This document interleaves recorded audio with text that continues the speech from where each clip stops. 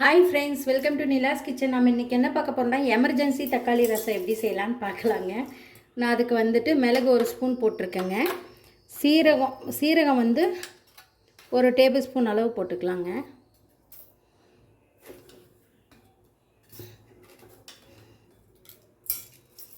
ஒரு table spoon சீரகங்க. இது கூட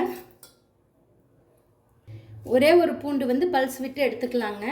தக்காளி ரசத்துக்கு ஒரு 3 தக்காளி எடுத்து கரைச்சி அது கூட கொஞ்சம் கொத்தமல்லி கருவேப்பிலை கரைச்சி எடுத்துருக்கேங்க.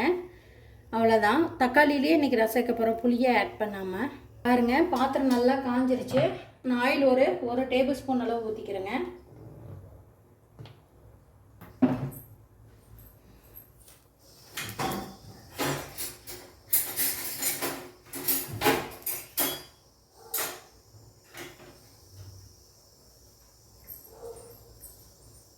பாருங்கள், ஆயில் நல்லா காஞ்சதும் கடுகு,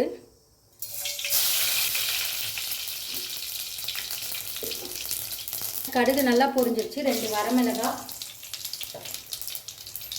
ஒரே ஒரு பச்சை மிளகாயை உடச்சி பெருசாக இருக்குது போட்டிருக்கேன்.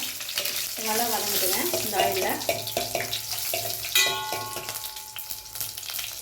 இப்போ பெருங்காயத்தூள் கொஞ்சமாக போட்டுக்கிறேன். இதெல்லாம் வதங்கட்டும். பாருங்கள், இது வதங்கிடுச்சு. இப்போ பல்ஸ் போட்டு வச்சுருக்கோம் மிக்சியில், அதை போட்டுக்கலாம். போட்டு ஒரு வதக்கிக்கோங்க. இதில் இந்த மாதிரி எமர்ஜென்சி ரசம் வச்சு பாருங்கள், செம்ம டேஸ்ட்டாக இருக்கும். எப்போவுமே நான் வறுத்து ரசம் வைப்பேங்க, இது ஒரு டிஃப்ரெண்ட்டான ரசம். பாருங்கள், இது மாதிரி நல்லா வதங்கட்டும். இந்த மாதிரி வறுத்து செய்யும்போது மணமாகவும் இருக்கும், டேஸ்ட்டாகவும் இருக்குங்க. இப்போ நான் கரைச்சி வச்சுருக்க ரசத்தை ஊற்றிக்கிறேன்.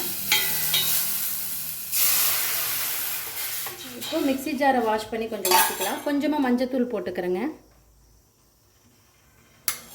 மிக்ஸ் பண்ணிக்கலாம். அவ்வளோதான். இப்போ தேவையான அளவு தண்ணி ஊற்றிக்கலாம். நல்லா நுரக்கட்டி வச்சு நான் ஆஃப் பண்ணிட்டேங்க.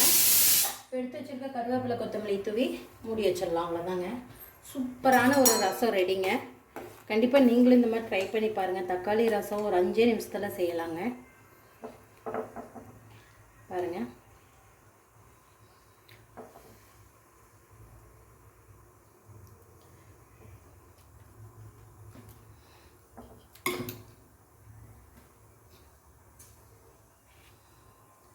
Thank you so much for watching. இந்த மாதிரி ட்ரை பண்ணிக்கிட்டு கமெண்ட் பண்ணுங்கள். Bye bye.